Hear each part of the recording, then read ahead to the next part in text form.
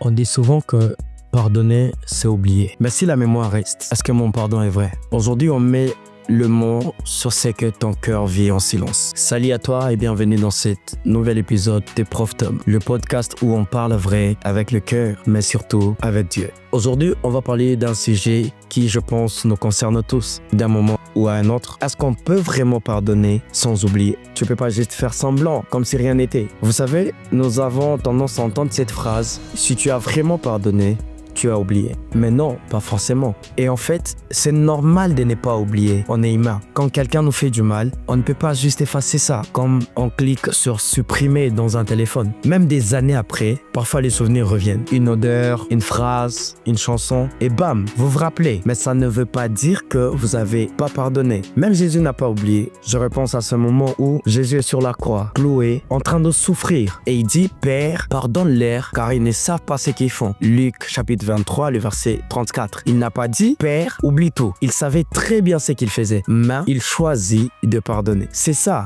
le cœur du pardon. Choisir de ne pas rendre le mal pour le mal, même si on s'en souvient encore. Pardonner, ce n'est pas minimiser. Laisse-moi te dire un truc important. Pardonner, ce n'est pas dire que ce qu'on t'a fait est ok. Pardonner, ce n'est pas faire semblant. Pardonner, ce n'est pas excuser. Et encore moins, recommencer comme avant. Tu peux pardonner et mettre les limites. Tu peux aimer, mais à distance. Tu peux relâcher la haine tout en gardant ta dignité. Mais alors, comment on fait? Quelqu'un peut me poser cette question. Tu peux pardonner, mais tu n'oublies pas. C'est normal. Voici ce que j'ai appris et que je vis encore. Franchement, la première des choses, c'est que accepte la douleur. Arrête de faire semblant que tu n'es pas blessé. Dieu voit tout, même les larmes que tu n'as pas versées. La deuxième des choses, c'est que tu dois décider de pardonner. Pas parce que la personne le mérite, non, parce que toi, tu mérites la paix. Et la troisième des choses, c'est que remets à Dieu. Toi, tu pardonnes et Dieu s'occupe du reste, de la justice, de la guérison et du timing. Et la quatrième des choses, sois patient avec toi-même. Les souvenirs peuvent revenir, mais la douleur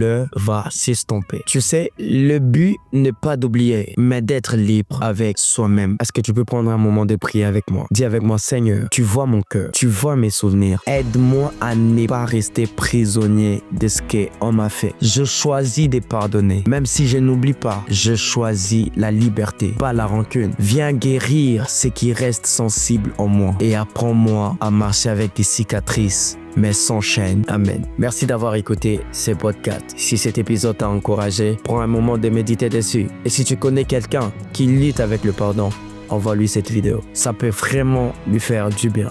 À bientôt pour un nouveau podcast. C'était Prof Tom. Que le Seigneur vous bénisse.